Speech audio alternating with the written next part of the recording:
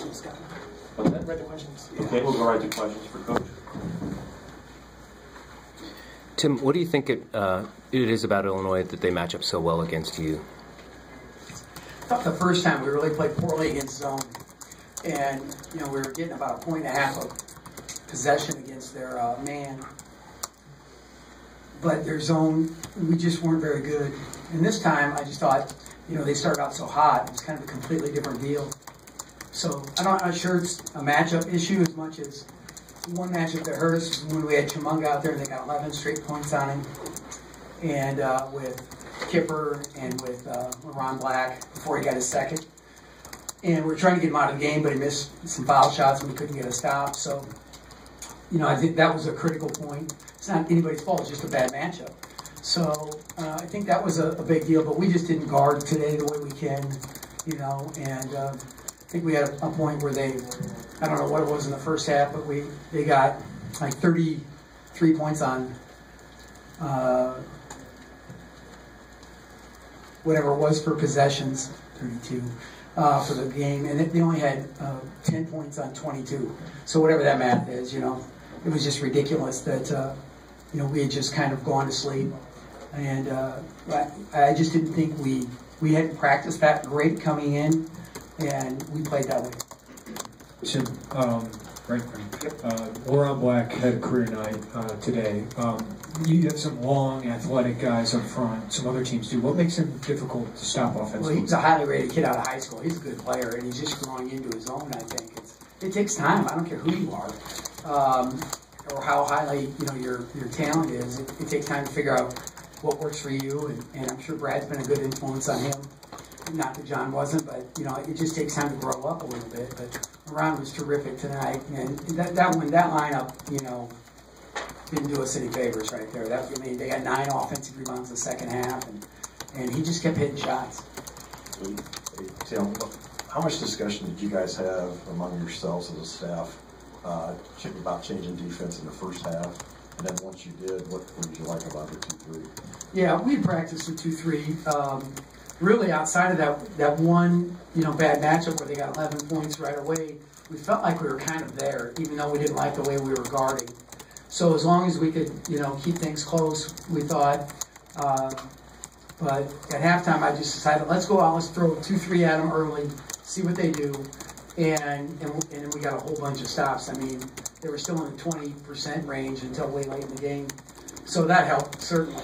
And we mixed in some 1-3-1 on occasion, too. But I thought, we practiced at 2-3, and it's pretty good with that small lineup. So it's not like we, just thought it up at halftime or anything like that. Hey, Tim, you mentioned the pressure of the moment at times in previous games. At the end of that game, after you took a 5-point lead, do you think that had an effect on the offense? I think it comes just to your mental readiness to compete. And so the first thing I look at is, when you talk about mental toughness, you talk about free throws.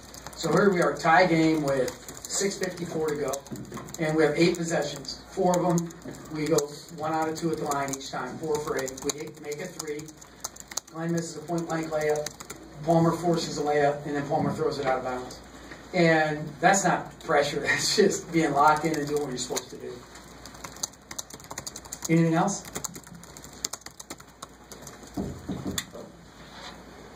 You can yell it out. We don't need a mic. This Illinois team has struggled all year, and your team's obviously fighting for the dance. What do you think was the difference in just how they approached? Brad always has them playing hard. There's no doubt about that. They run their stuff. He made a couple good adjustments, I think, and got us on a couple different things on the spread. But really, I think those guys just, the fact that the kids have stayed with it, their buy-in's good, and they're still playing hard. They're still competing even with nothing to play for, And so I think that's, the mark of good kids and the right leadership. Do you have a sense of why your practices weren't where you wanted them to be? Yeah, I don't know. No, I'd write a book and retire somewhere sunny, sandy. But we addressed it too on what day is today? Sunday. So Saturday, Friday. Friday we had a little come to me boys meeting, and we practiced pretty hard after that. But then we weren't very good yesterday either. And you sit there as a coach and like, well, they're I know they want to get to the game, but you have to do the work to get to the game. So I know they took these guys seriously.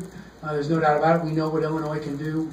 We know it's difficult to win here, but we just weren't up for it. We didn't. It's one thing to run to the fight, but you got to win the fight. And there were some really great hustle plays by both teams. I mean, you think of the one loose ball that was it was an amazing display of guys sacrificing their bodies and fighting for the same thing. It was just really a fascinating deal. I think Trent ended up with it and missed a three. I think that was the play. And I think that both teams, once we got into it, were there. But just our first half defense was just so disappointing. And even with that one bad stretch, it just wasn't very good. You have NCAA worries? Well, we were worried coming in, so yeah. I mean, but it doesn't change anything. We were still worried. We just have to keep, win as much as you can and see what happens from there. So it might be disappointing, but at the same time, nobody's going to feel sorry for you. Just strap it on tomorrow, get ready for Indiana, and let's play on Tuesday. Tim, what's the concern with Glenn Watson right now? He seemed to really be fighting it today. Yeah, I don't know. And I talked to him during the game. I brought him out and just talked to him during the game. And certainly this game is important to him. He's an Illinois kid. And but I think he's fighting his shot a little bit. He's not his confidence level on his jumper is not where I want it to be. And but it didn't stop him from pulling up in transition down three. So maybe he's getting them back. I don't know. Anything else for Coach? Thanks. Thanks, Tim.